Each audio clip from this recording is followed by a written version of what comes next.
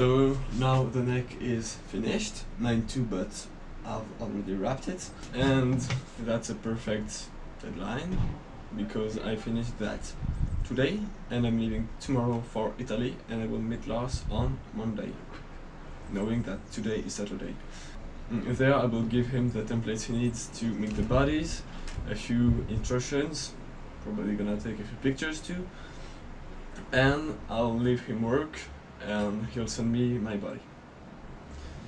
That I'm very happy with the result, even for my neck, even if I sanded it a bit less, but I really think they look wonderful and they're the best necks I've ever done. Thanks for watching this series. I was very happy to make a collab with him.